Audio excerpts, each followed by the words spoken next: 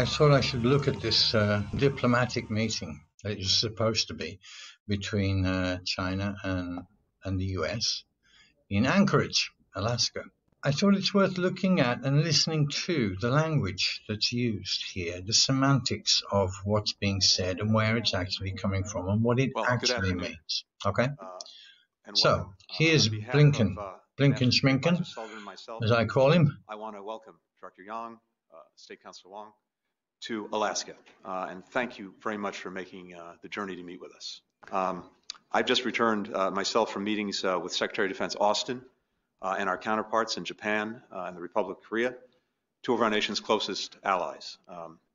They were very interested in the discussions that we'll have here today. Okay, so they start with a taunt. Blinken immediately states, we've just been having meetings with our chums in Korea and Japan. Let's forget the diplomacy. This is point scoring right from the beginning, because this is Blinken saying, all our friends are with us. Okay, let's listen a bit more. Let's go further. And tomorrow, because the issues that we'll raise are relevant not only to China and the United States, but to others across the region and indeed around the world. Okay, so he's saying these issues that we're going to raise, that means that they're going to start off with point scoring. So the US are spinning and trying to spin this situation right from the word go. Okay, so there's no question about this. This is agitation. This is the US, the United States administration, told what to do by the MIC, of course, because this is not coming. Blinken's not clever enough to come up with this stuff, right? He's clever enough to make money out of it, but that's all. They're being told what to say. There is a money go round involved here right from the beginning. This is propaganda. Okay, so there is an agenda. This is not diplomacy. Let's keep listening. Our administration is committed to leading with diplomacy. Our administration are committed to leading with diplomacy. I'm sorry, but you don't lead with diplomacy. Diplomacy is a two-way thing. It's a two-way street. It's a dialogue. You don't lead with it unless your version of diplomacy is not what's in the Webster's dictionary or anyone else's dictionary. It's some new form of diplomacy, which is nothing to do with diplomacy at all. It is you dictating or trying to dictate what's going to go down kind of thing, right? So this is not diplomacy. So the semantics right from the beginning are this: propaganda, agitprop, point scoring, spin, and this strange term, leading with diplomacy. And whoever writes this stuff, they need to get a new script writer, right?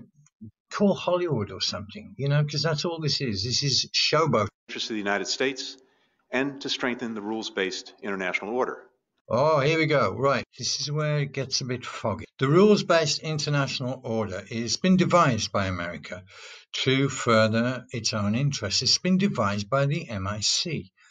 Israel, the Anglo-Zionist cabal, the banks, the military-industrial complex have devised this rules-based order, and they go around bullying other countries into becoming part of this so-called rules-based order. It has no foundation in international law.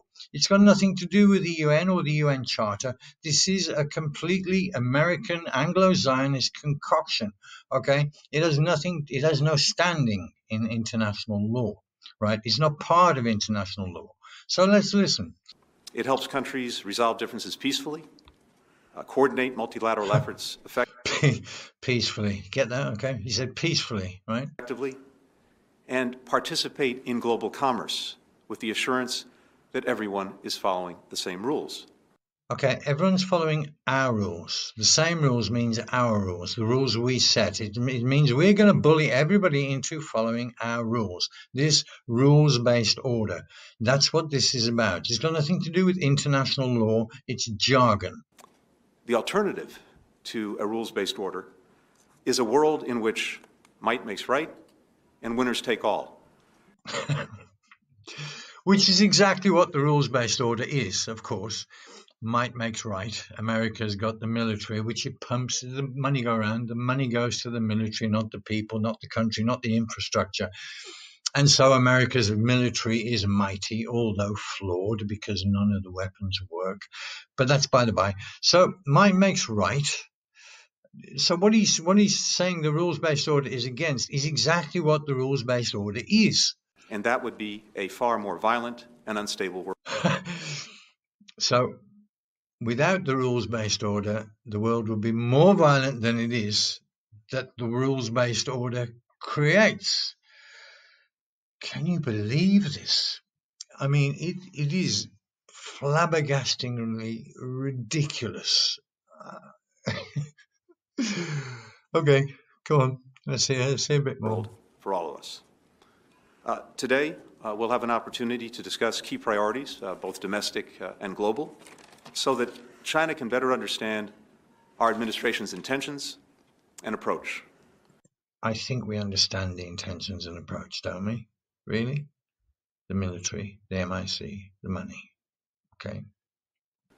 We'll also discuss our deep concerns with actions by China, including in Xinjiang, Hong Kong, Taiwan, cyber attacks on the United States. Right. I'm not even going to go into Xinjiang, as he calls it, okay? It's an accusation, an allegation based on nothing. I'm going to cover this in my next video. I'm going to expose this completely and fully and once and for all, because I've kind of had enough of it. Hong Kong, we know that America funded the unrest in Hong Kong, as they're doing currently in Myanmar. What else did he say? States, economic coercion toward our allies. Economic coercion. I'm just going to say Huawei. But actually, you know, there's this problem with waivers. As a rule, it's a bad idea to make any retired general the Secretary of Defense, but it happens time and time and time and time again, right? They're supposed to wait 7 years after their retirement before being allowed into government, but they do. They get into government because they're voted in, because